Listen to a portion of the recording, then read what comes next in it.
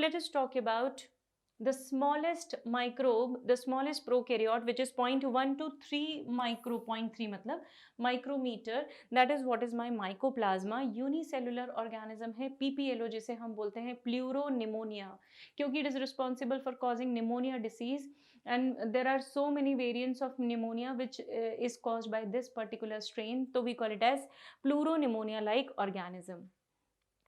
इसकी जो मेम्ब्रेन है बहुत स्पेशल है बेटा, इसकी मेम्ब्रेन ट्राई लेयर्ड है ना, और ये बनी हुई है किसकी, लिपोप्रोटीन्स की बनी हुई है.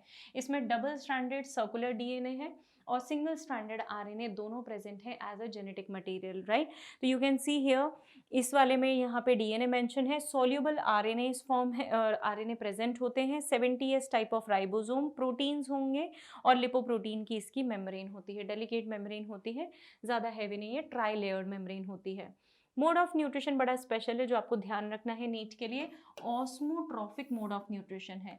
इसका मतलब होता है ये जो सब्सटेंसेस हैं उनको अब्जॉर्ब करते हैं by the process of osmosis. ठीक है, तो इनके अंदर ऑस्मोसिस होती है और उसके थ्रू ये क्या करते हैं, चीज़ों को अब्जॉर्ब करते हैं. This is the exclusively what should I say, the mode of absorption in Mycoplasma, right. ये रेजिस्टेंट होते हैं एंटीबायोटिक्स के लिए बेटा, क्यों, क्योंकि सेल वॉल पे ही एंटीबायोटिक्स एक्ट करती हैं.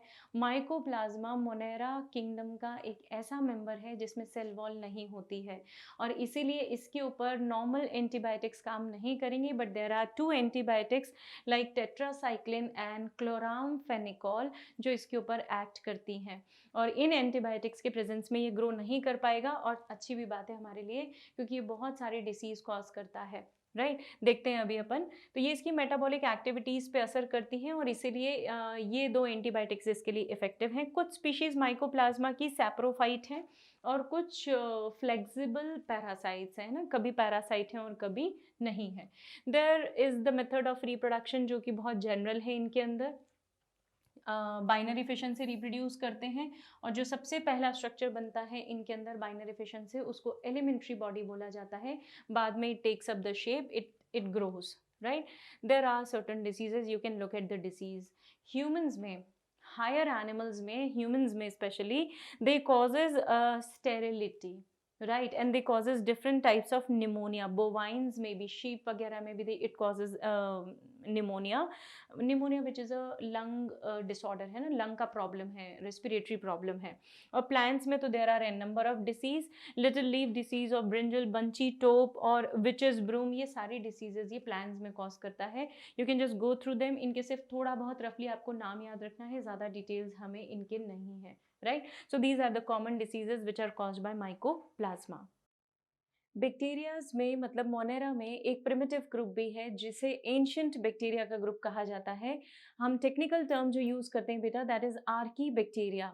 तो आर्की बैक्टीरिया में जितने भी प्रिमिटिव माइक्रोब्स हैं उन्हें रखा गया है, ऐसे माइक्रोब्स जो बहुत ज़्यादा एक्सट्रीम कंडीशंस में रहते हैं, बहुत ज़्यादा हार्श कंडीशंस में रहते हैं, है ना. जैसे फॉर एग्जांपल अगर यहाँ की बात करें, नॉर्थ इंडिया की बात करें, तो नॉर्थ इंडिया में अगर सपोज टेम्परेचर -5 या -8 डिग्री से, नॉट -5, 5 डिग्री या 8 डिग्री सेंटीग्रेड तक नीचे जाता है, तो वो हमारे लिए अनफेवरेबल हो सकता है, लेकिन उन बैक्टीरियाज के लिए हो सकता है कि वो टेम्परेचर थोड़ा सा फेवरेबल रेंज में जाए.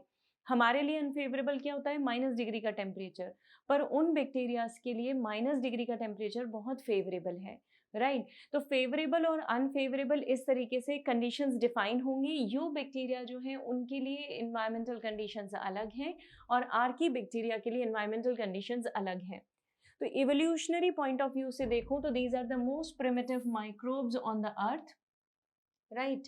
कार्ल वूस की क्लासिफिकेशन के हिसाब से इन्हें हमने 6 किंगडम में अलग से ग्रुप बना के डाला हुआ था, और यही माइक्रोब्स जो हैं आपको सबसे पुराने फॉसिल्स के फॉर्म में अवेलेबल हो जाएंगे और इनको हम बहुत इजीली एक्सट्रैक्ट भी कर पाए हैं. So these are the oldest fossil और इवोल्यूशनरी पॉइंट ऑफ व्यू से भी बहुत पुराने हैं. आर्की बैक्टीरिया की एक मेजर ग्रुप जो है, दे आर स्ट्रिक्ट एनेरोब्स. स्ट्रिक्ट मतलब ऑब्लिगेट, तो जो ऑब्लिगेट एनारोब्स हैं वो ये पर्टिकुलर ग्रुप है. मतलब strictly they will survive in the absence of oxygen, right. इनकी सेल वॉल कुछ पॉलीसेकेराइड्स की बनी हुई है, ठीक है।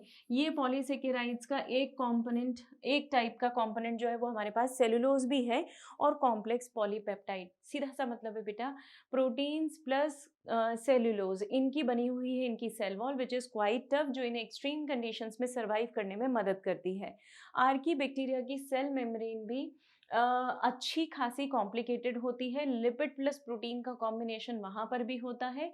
एग्जैक्ट जो फ्लूइड मोज़ेक मॉडल होता है वो न फॉलो करते हुए plasma membrane is structurally little complicated. Thermococcus, Methanococcus और मिथानोबैक्टीरियम जो है ये सबसे मेजर कैटेगरी है आर्की बैक्टीरिया के। इनके अंदर कुछ ऐसे प्रोटीन्स होते हैं जो हमारे पैकेजिंग प्रोटीन्स से रिजेंबल करते हैं।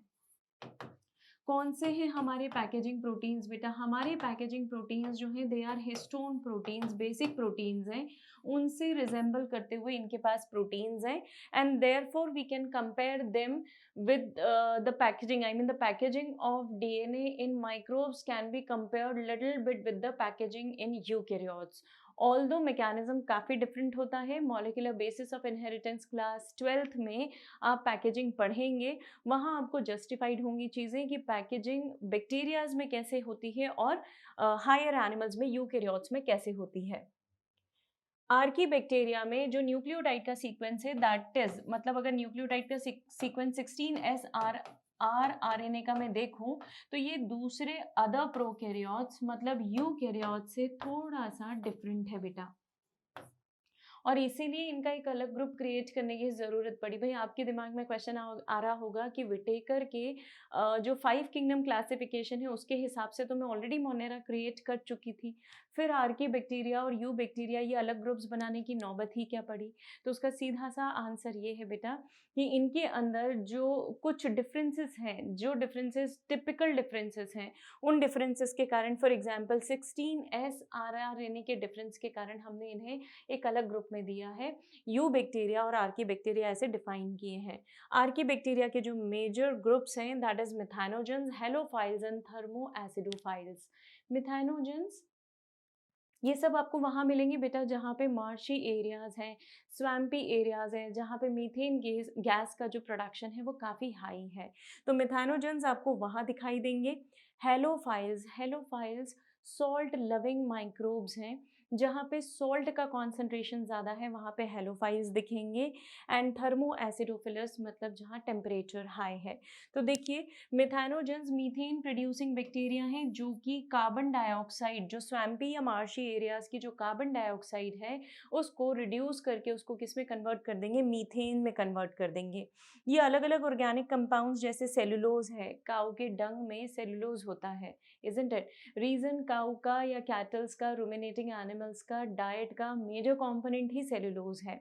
तो ये उस सेलुलोज को भी कन्वर्ट कर देते हैं मीथेन में थ्रू फर्मेंटेशन, और इसीलिए बायोगैस प्लांट में स्लरी जब हम डालते हैं तो वो स्लरी किसकी डालते हैं? इसी काऊ डंग की डालते हैं ताकि उसमें सेलुलोज अवेलेबल हो। मिथानोकोकस and मिथानोबैक्टीरियम are the examples.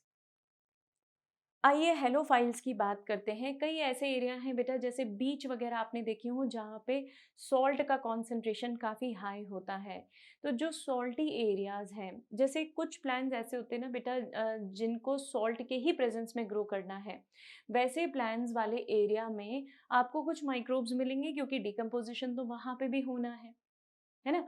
Normally क्या होता है, एक्सेस सॉल्ट डिकम्पोजिशन को प्रिवेंट करता है। कैसे प्रिवेंट करता है?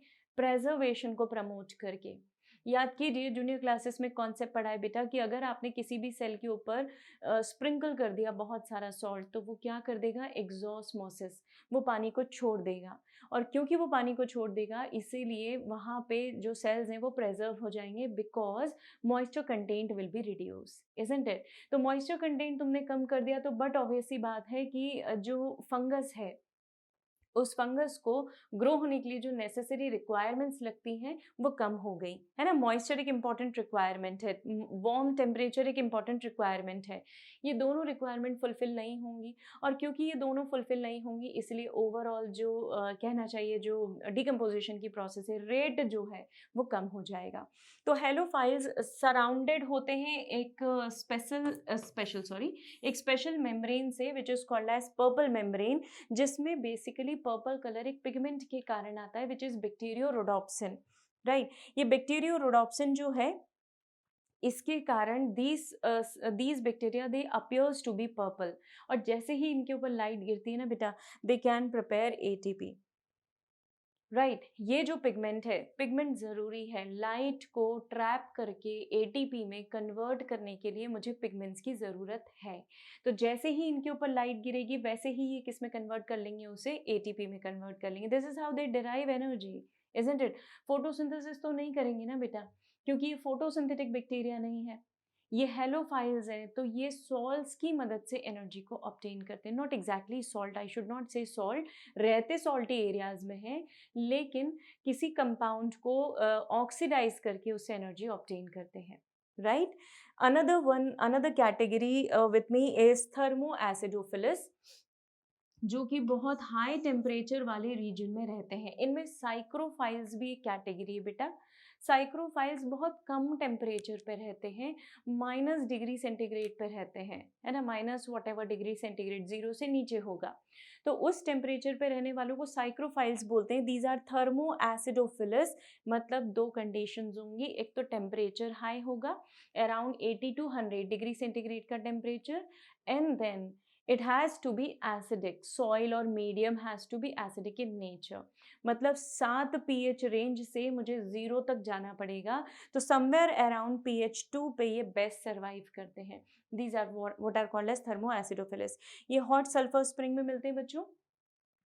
हॉट सल्फर स्प्रिंग आपने देखा होगा, इंडिया में कई हिल स्टेशंस ऐसे हैं जहाँ पे हॉट सल्फर स्प्रिंग्स हैं, और वहाँ पे टेम्परेचर बहुत हाई होता है, जहाँ पे ये बैक्टीरिया रहते हैं। They are basically meant to cure the skin infections. आपने सुना होगा कई जगह पे होली डिप लेने से, होली बेथ जो लेते हैं ना, डुबकी लगाते हैं कई जगहों पे, तो वहाँ पे स्किन के इन्फेक्शंस खत्म हो जाते हैं, वो मोस्टली यही सल्फर स्प्रिंग्स है, राइट।